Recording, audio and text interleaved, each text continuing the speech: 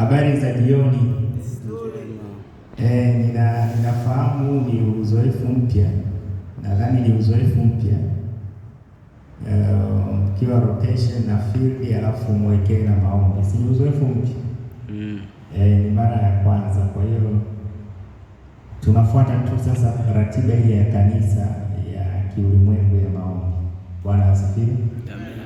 Hatuwezi kuiacha kwa sababu wanafunzi wote wako rotation na field, lakini wale ambao wanawahi kurudi basi tumesema kila Jumatano muda ule wa maombi wa kawaida wa kanisa tutakuwa tukiendelea na maombi. Bwana asifiwe sana. Kwa hiyo leo ndio tunaanza, na uambie na marafiki zako wote wale wa Adventista hasa kwamba maombi yanaendelea. Hatuendi na ratiba ile ya kila siku, kwa sababu mnatoka asubuhi mnaenda huko, jioni mmerudi mmechoka. Kwa hivyo tutakuwa tuna ratiba ya kawaida ya maombi ya Jumatano saa 11 kamili mpaka saa 12 hivi, alafu Ijumaa kama kawaida kufungua Sabato, Jumamosi ibada. Bwana asifiwe. Kwa hiyo katikati ya wiki itakuwa mara ngapi? Mara 2 mpaka mwezi wa 7 wanafunzi watakapoanza kurudi. Nadhani kuanzia mwezi wa 7 mwezi wa 7 wiki ya pili hivi watakuwa wanaanza kurudi. Kwa hiyo basi karibuni jioni hii, na tuombe kwa ajili ya somo fupi. Baba, tunakushukuru kwa jioni ya leo ambayo umepatia na vijana hawa ambao wametoka kwenye rotation zao na field, lakini wameona waje washiriki maombi haya kwa mara ya kwanza. Basi tunakusihi Bwana, Roho wako Mtakatifu aweze kuwa pamoja nasi, na napoenda kuzungumza nao machache uweze kubariki katika jina la Yesu, amina. Asante Bwana Emmanuel Luba kwa kutuongoza kwenye kipindi cha maombi. Jina la Bwana litukuzwe. Amina. Na mimi niendelee kuwasihi kuendelea kuwaombea na marafiki zetu ambao wako mbali zaidi. Ninakumbuka hata mimi nikiwa nafanya field yangu ya CPE nilikuwa nachoka sana. Nilikuwa nachoka. Sasa habari gani nyinyi watu wa famasia na nini na nursing na clinical officers na wengine mnajua wenyewe, asubuhi mpaka jioni, alafu tena upate nafasi ya kuja maombi. Hiyo inahitaji roho wa Mungu, si ni kweli? Na Waafrika wengi wanapenda crowd, wingi sana wa watu. Wanadhani ibada ni wingi, lakini ibada ni mimi na nani? Na Mungu. Kwa hiyo tumewahimiza muendelee kuja. Sasa somo linasema uniongoza. Bwana asifiwe. Uniongoza Mwokozi, kutoka sura ya 13 na mstari wa 21. Tusome hilo fungu. Linasema, Bwana naye atawatangulia mchana ndani ya wingu mfano wa nguzo, ili awaongoze njiani, na usiku ndani ya moto mfano wa nguzo, ili kuwapa nuru wapate kusafiri mchana na usiku. Bwana asifiwe sana.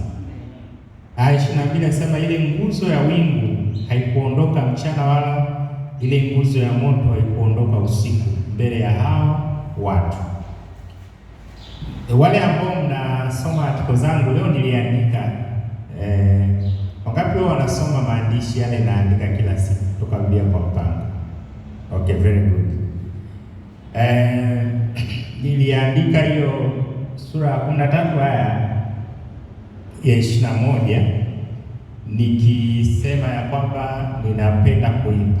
Wangapi wanapenda kuimba? Okay, sasa hebu tuimbe wimbo namba 155. Unasema, njiani uniongoza. Bwana asifiwe. Tutaimba tu beti la kwanza, afu baadaye tutamalizia beti zinazofuata. Inasema, Njiani uniongoza, Yesu wangu Mwokozi, rehema tapunguza milele, kiongozi ina raha kuandamana duniani daima, nijaposumbuka sana, yeye hutenda vyema. Nijaposumbuka sana, yeye hutenda vyema. Bwana asifiwe. Nilipokuwa na tafakari hili somo asubuhi, nikakumbuka huu wimbo, na ziko nyimbo nyingi sana zikionyesha ishara ya kuleta matumaini, sawa sawa, kwamba kama Yesu akikuongoza katika njia zako unakuwa salama. Na nimesema mwanzo kwamba Yesu uniongoza, si ndio? Kwa hiyo Yesu akikuongoza popote pale unakuwa salama. Amen. Bwana asifiwe. Amen. Nasema hivi, Yesu akikuongoza unakuwa salama. Amen. Bwana asifiwe. Amen. Yaani Yesu akikuongoza kwenye masomo yako, kwa mfano sasa hivi wewe uko field huko, akikuongoza, maana ile ni elimu ya vitendo, si sawa? Akikuongoza utafanikiwa. Amen. Na utafika salama. Kama ni mwalimu, Yesu akikuongoza utakuwa salama, utafundisha vizuri. Bwana asifiwe. Kama wewe ni mtawala, ni kiongozi, Yesu akikuongoza katika uongozi wako utakuwa nini? Utaongoza vizuri, kwa sababu anasema utakuwa na hekima, utakuwa na busara. Bwana asifiwe sana. Hata maamuzi yako utayafanya kwa hekima na busara, sio kwa kuonea wala kuumiza mtu yoyote. Yesu akikuongoza, kwa mfano mkiwa kwenye mahusiano, sawa, utakuwa salama. Yaani mahusiano ya kiurafiki, ya kiuchumba, ya ndoa, utakuwa salama kabisa. Bwana asifiwe sana. Maana umekubali kuongozwa na nani? Na Yesu, katika njia zako, katika mipango yako, katika mambo yako yote. Haleluya. Yesu akikuongoza katikati ya changamoto zote ambazo unazipitia katika dunia hii, utakuwa salama, kwa sababu anakuwa amekutangulia. Unajua kuna wewe unaweza ukalia kwa nini unapitia, kwa mfano umekosa ada, kwa nini unapitia changamoto labda kwenye mahusiano, si sawa? Kwa nini unapitia changamoto labda kwenye kazi na shughuli zako? Yaani kuna vitu vinakuja, unasema mbona kama sasa hii imekuwa taabu, si ni kweli? Lakini unajua Mungu ameshakutangulia. Mungu ana sababu, na kwa sababu yuko pamoja na wewe, atakuongoza, utavuka katika kile kikwazo, utapita salama. Utapita nini? Utapita salama, kwa sababu umekubali kuongozwa na nani? Na Yesu. Yaani unakuwa salama. Na katika maisha yangu ya miaka zaidi ya 20 ya Ukristo, nimegundua kumbe Yesu akikuongoza anakupa hekima, anakupa busara, anakupa afya njema ya kihisia. Hata hisia zako zinakuwa nzuri. Unajua kuna watu wana hisia mbaya sana juu ya marafiki zao. Hata kama umekaa kwa meza kwa hisia mwenzako vibaya, lakini ukiwa na Yesu anakupa hisia nzuri. Yaani anakupa hisia nzuri, anakupa afya nzuri kihisia, kimwili, unakuwa na afya nzuri. Kwa mfano leo nilisoma tangazo fulani hivi kametengenezwa, anasema hakikisha ya kwamba ukiwa na Mungu, yaani ukiwa na Mungu anakupa afya nzuri, kwa mfano wa kihisia, afya nzuri ya kimwili, anakuelekeza kula chakula kilicho kizuri, anakuelekeza kuvaa vizuri. Bwana asifiwe sana. Na ukiwa na Yesu anakuongoza, kwa maana anakuelekeza kuwa na afya nzuri ya akili. Kile unachokiingiza kwenye ubongo wako kinakuwa ni safi, hata unachokitazama. Kwa mfano sisi siku hizi kwenye kizazi chetu tunatazama sana kwenye mitandao ya kijamii, si ni sawa? Ile mitandao ya kijamii, kwa mfano ukifungua Instagram, kuna vitu vingine vichafu.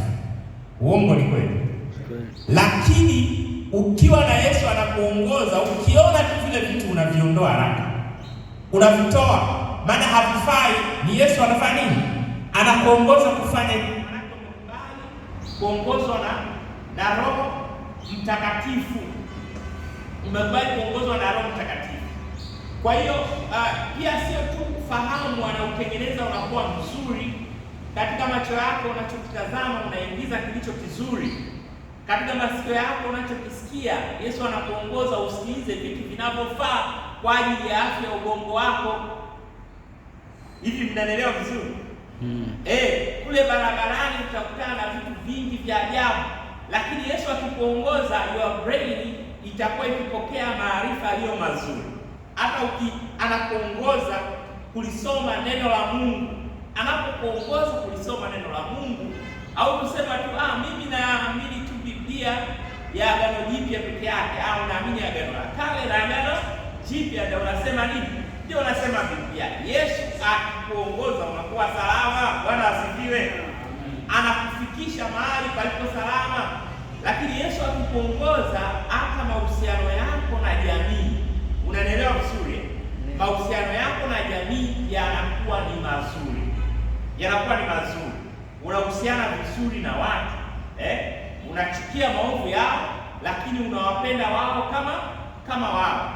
Sasa katika sura hii ninajaribu kueleza mtazamo wa kimaombi wa leo. Bwana asifiwe. Mnajua kisa kizima Israeli walikuwa wapi? Misri, si ndio? Na hapa ndio wanaanza kutoka wapi? Misri. Waelekea wapi? Kanaani, nchi ya ahadi. Mungu anasema yeye atawatangulia na atafanya nini? Atawaongoza. Bwana asifiwe sana. Amen. Wewe nimalizie kwa kisa hichi, maana sasa kuweka muda mrefu. Najua mmechoka wengine na mmejitahidi pia kwenye maombi. Ni mara kwanza hii, basi jina la Bwana litukuzwe. Amen. Kuna siku mingi waambia nilifanya uingizi wa vitabu sana kama miaka 7, na ilikuwa miezi kama hii kwa naenda na kuuza vitabu kule Norway, na napata ada ya chuo, na encourage wakati wa likizo, jiungeni na uingizi wa vitabu. Bwana asifiwe. Jiunge, utapata, kuna faida utapata. Utafanya kazi ya Mungu, lakini pia utapata zaidi. Sasa siku moja nilikuwa kwenye mji mmoja, nadhani unaitwa Hudson. Nilipokuwa kwenye ule mji, nikawa nadhani sijui ilikuwa ni mara kwanza ama ilikuwaje, nikapotea njia. Nikapotea njia, na ilikuwa usiku. Nilienda mbali, nikapotea njia, sijui nitaenda wapi. Yaani sijui nitafikaje nyumbani. Na nilikuwa peke yangu, na unajua kule hawezi kupigia nani aje akuchukue. Yaani ukishapotea ni wewe na wewe. Ni wewe na wewe. Kuna siku nilikwama kabisa nikiwa peke yangu polini. Sasa nikatumia fikra za Kiafrika, nianze kusimamisha magari, mtu anisaidie. Pikipiki ilikuwa limegonga. Kumbe mafuta alikuwa ameisha. Unaelewa vizuri? Nikadhani mtu atakuja kunisaidia. Bahati nzuri, kabla sijaenda chokesha cha pili, bahati nzuri akatokea rafiki ambaye ni mshiriki, ananifahamu. Unajua Yesu anatufahamu. Na Yesu mara nyingi anakuongoza kwa watu sahihi. Bwana asifiwe sana. Yule mtu akanisaidia, akanichukua ile pikipiki, akanipandisha kwenye gari, akaniongoza mpaka kwenye petrol station. Ilikuwa mbali kabisa, kama kutoka mpaka Mwenge. Ungapo anafahamu Mwenge. Kwa hiyo akaniongoza, nikafika Mwenge, nikajaza mafuta, nikafika, nikajaza, nikaanza kufanya kazi yangu. Jioni muda ulikuwa umeisha sana, na nikafanikiwa hiyo siku. Lakini sasa siku moja katika mji huo nikapotea njia kabisa, na ndio nilikuwa narudi, nikapotea, na nimechoka, nimeuza vitabu vichache kabisa siku hiyo. Maana wala siku ile ilikuwa ukiuza vitabu 5 kwa siku, basi una furaha sana. Sasa akapita jamaa, pia pikipiki la pikipiki, karibu kumsimamisha, akaambia, nadhani I have lost my way. Can you help me show the place where the road where I my place? Akaniambia just follow me. Just follow me. Bwana asifiwe sana. Akaniambia nifuate mimi na kuonyesha njia iliyo salama kabisa. Sasa unaona hapa Mungu alitaka awapitishe Philip, si ndio? Akawapitisha njia fulani ndefu. Na jamaa huyo akanichukua akanipitisha njia fulani ilikuwa ni ndefu, lakini hiyo njia ilikuwa salama, nikafika salama. Bwana Yesu asifiwe sana. Nikafika salama, baadaye akaniambia sasa hapo mimi naweza kufika mwenyewe. Kwa nikakimbiza ilikuwa mbali, hatimaye nikafika nyumbani. Ngoja nikwambie, Yesu akikuongoza unafika salama. Na Yesu akikuongoza anakutanisha na watu sahihi. Haleluya. Yesu akikuongoza mambo yako yanakuwa safi. Haleluya. Yesu akikuongoza hisia zako zinakuwa safi, afya yako ya kimwili, kiakili, kiroho na kijamii, na mahusiano yako unakuwa nini? Safi. Yesu akikuongoza anakutanisha na watu walio sahihi katika mazingira sahihi, watakao kuongoza katika mahali sahihi na kufanikiwa. Bwana asifiwe sana. Hata wewe wakati huu ukiwa kwenye field, Yesu anakuongoza kupata watu sahihi watakao kuongoza ili ufanikiwe, uwe salama. Bwana Yesu asifiwe. Na hiyo ndio kazi ya Kristo. Na Kristo aliwaongoza ile salama. Ingawa wengine walikuwa na doubt na mashaka, lakini Yesu alikuwa anawaongoza. Kubali Yesu akuongoze. Kubali Yesu akuongoze. Katika masomo yako kubali Yesu akuongoze, utafika salama. Haleluya. Katika shughuli zako kubali Yesu akuongoze, utafika salama. Haleluya. Amen. Katika utumishi wako, kama wewe ni mchungaji, kama wewe ni kiongozi, kubali Yesu akuongoze, maana utafika salama na utaongoza salama. Haleluya. Maana yeye anaongoza njia. Yesu Kristo anazetelea. Jioni ya leo nataka nikwambie, hata ukitaka kuingia kwenye mahusiano, kubali Yesu akuongoze katika mahusiano yako. Bwana asifiwe sana. Katika masomo yako kubali Yesu akuongoze. Haleluya.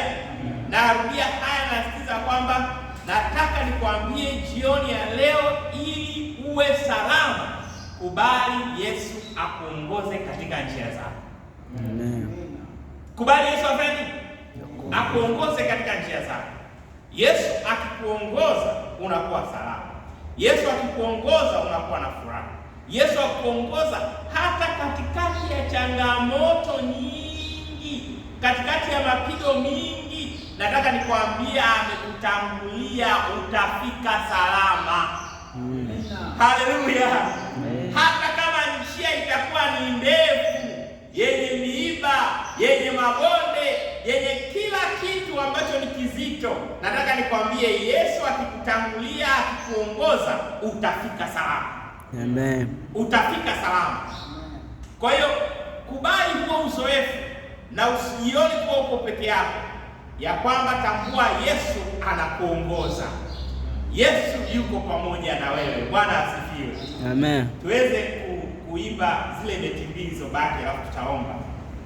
Njiani uniongoza, upunguza matata, nikiugua upoza na njaa, ninashiba alichoka gugu langu, nguvu zikapungua, jiwe lilo mbele yangu unibubutikia, jiwe lilo mbele yangu unibubutikia, njiani huniongoza kwa pendo zilizokuu, mwisho atanituliza kwake Baba yangu juu, nikivikwa kutokufa, nikae na Mwokozi, nitamsifu sana sifa, kweli ni kiongozi, nitamsifu sana sifa, kweli ni kiongozi. Katika Wagalatia sura 5 mstari wa 16, Biblia inasema tukubali kuongozwa na nini? Na Roho Mtakatifu. Bwana asifiwe. Bwana Yesu asifiwe. Ukikubali kuongozwa na Roho Mtakatifu, hautotenda dhambi. Kwa maana nyingine, ukubali kuongozwa na Yesu, hautotenda dhambi. Bwana asifiwe sana.